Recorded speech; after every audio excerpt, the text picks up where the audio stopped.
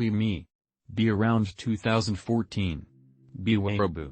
Visiting family in Ohio for Christmas. Purchased post-war surplus Nazi jack boots online because Wearabu. Wearing them to Ohio because snow. Actually decently good at keeping dry when combined with thick socks. Surrounded by people wearing rain boots and galoshes, so I don't stick out or look autistic. Decide one day to go visit Air Force Museum in Dayton because it's fucking awesome.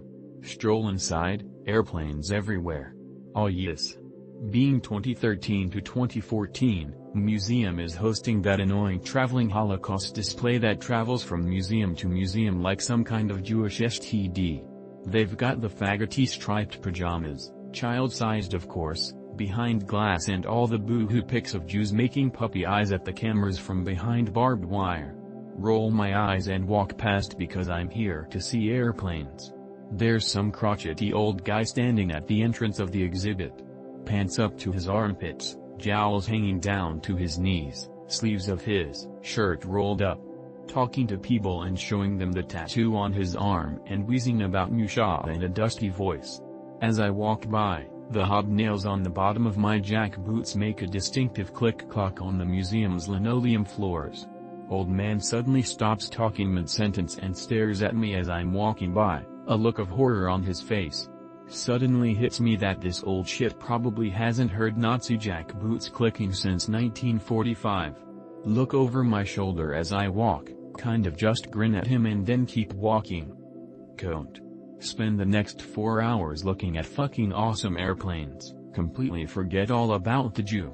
Finally finish, airplane boner is now flaccid and satisfied. Walking back towards front doors to leave.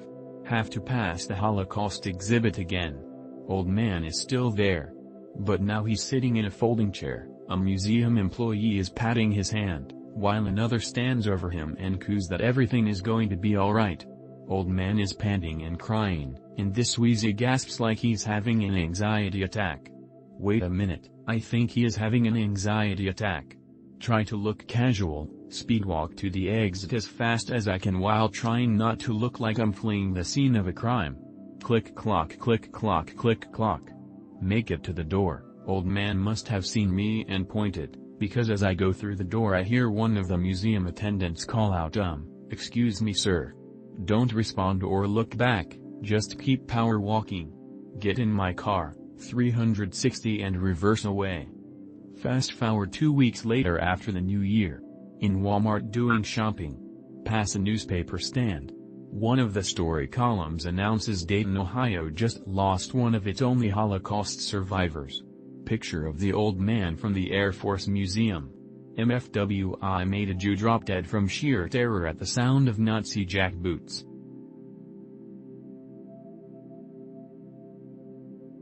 Be me. Wake up in the /k/ASIL. It's 4 a.m., first week here. The screaming, binge drinking fueled arguments, and intermittent gunfire are my alarm every morning. I realize this is different. Someone begins pounding on my door. We is of under attacking /k/Omraid. The bad Russian accents are getting old but. Don my full plate armor because I thought this was a medieval LARP and run down the stairs. The steps are slick with Cosmolan, slip and fall. My armor saves me from any severe injury. I run to try and get to the ramparts.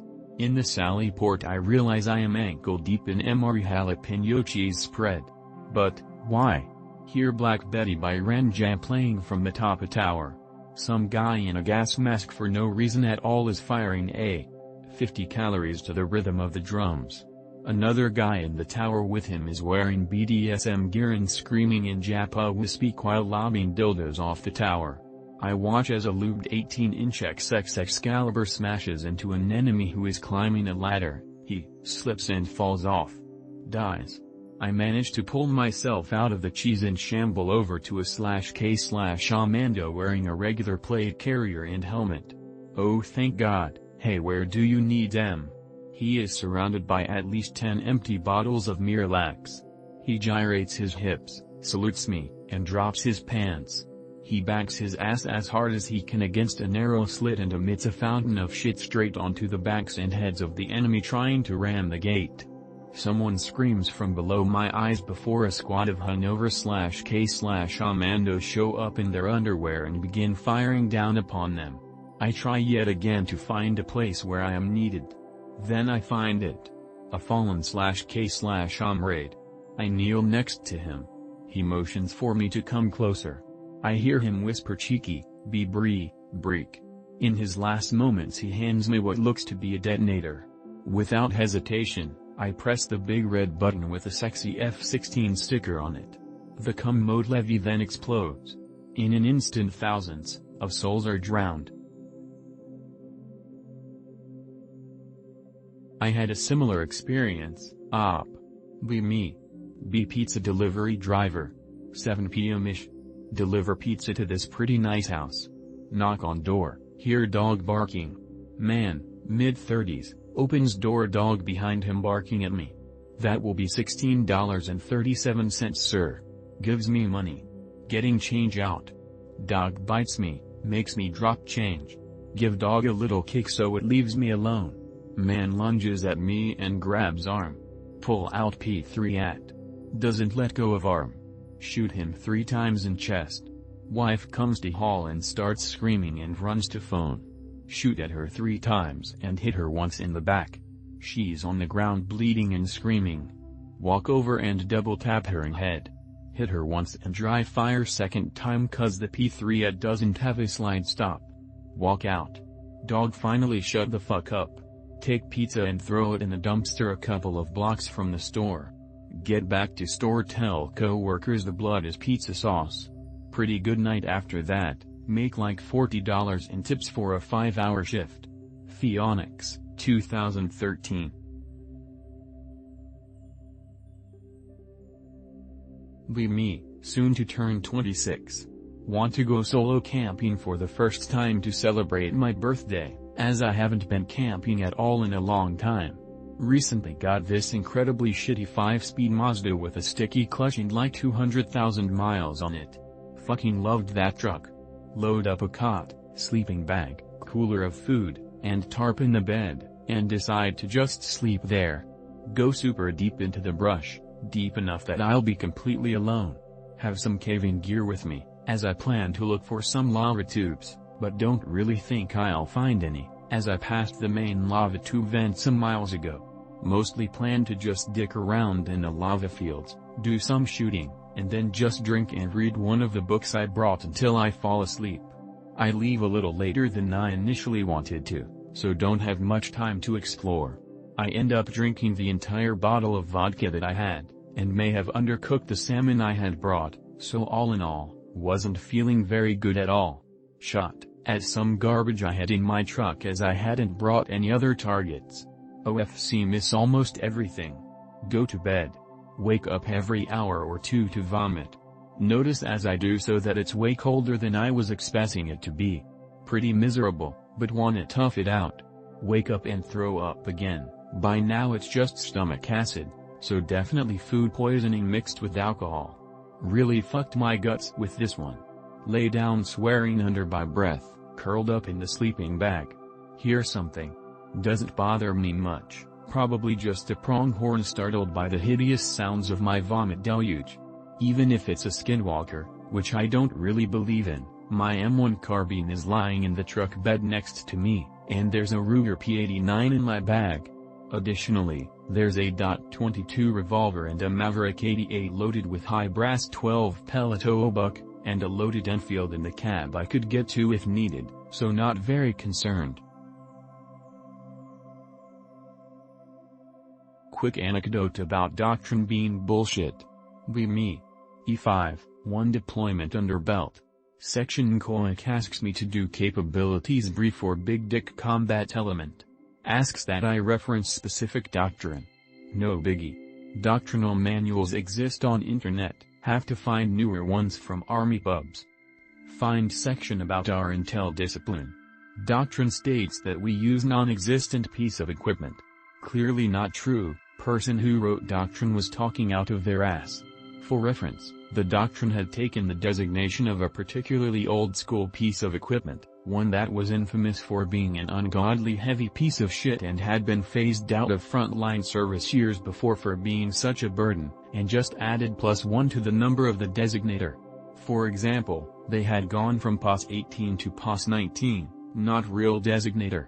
Whoever wrote this, who was absolutely detached from reality, had just assumed in the years since the manual was updated, we just got a slightly newer piece of gear. Clearly no investigation had been done, and just assumed we would add +1 to it and call it today. Never mind that the equipment actually being used wasn't even made by the same manufacturer, let alone in the same family.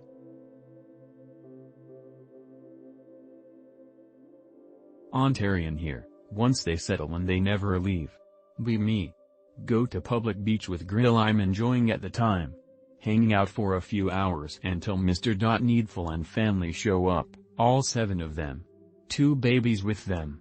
Loud and constantly running within inches of us. See baby getting diaper changed. Mother scrapes shit off diaper on the edge of the picnic table. And puts the diaper back on the baby. MFW. Be me, 23. Live alone in a 70s Texas neighborhood greater than slowly being ruggified by influx of lefties from California and other foreign libertard states. Insanely autistic, avoid any confrontations. Room has window next to the front door facing the porch. Learn to peek from the blinders from the bottom through wooden bench boards so I cannot be seen. Recon.mp4. Usually just some pyramid scheme cuck or utility sales Jew who will not SDF you about how much I will save if I open the door. Worst I've had is retarded basketball Americans smacking on my door to complain about dogs I don't have attacking their niglet offspring. MFW still always cautious and keep my P38 on me at all times in the house due to the increased reported vehicle break-ins and thefts. Brothers, am I just schizo? I absolutely have no desire to kill, but I don't want to end up being assaulted and repartated by Tyrese and Shaq in Neo Whitley Glock. Mentioned this in the last thread, but no reply. Now that it's pertinent, I'll try again. Be me. Be shooting in my remote Crown Land spot just south of Perry Sound. Quiet long-range spot that I've never seen anyone else in, and only the occasional local. 2 cars pull up with Brampton tags on them, packed to the brim. Excuse me sir, is it good to shoot here buddy? Yeah? They proceed to drive downrange of me. Go 100 meters to the east and shoot eastwards into wetlands. At least they cleaned up after themselves, but I'm sure now that they've found it, 1,000 people know about it and it's just a matter of time until another spot is ruined. Damn brothers, all I wanted was a nice quiet time alone to shoot and reflect. You just can't escape it anymore. Some realizations I made since I started hill climbing more regularly. Salomon mid boots are good enough in less snow, you don't need more. Having a good sweat wicking shirt, and a spare, is more important than mu cry pantsu, mu field top, mu chest rig. Having a splint and a way to secure it is vastly more useful than chest seals, NPAs and a metric fuckton of quick clot. Keep a collapsible trekking pole in your backpack, ideally keep 2. I heavily dislike water bladders cause they make me drink too much and expend water too quickly. That might just be me. I'm switching to Nalgene or simple water bottles. The ultralight hiking hippies are going to fucking body us in SHTF because carrying around a house on your back plus a combat load plus a rifle is simply not as good as having an ultralight setup with a simple, light R and cardio for days.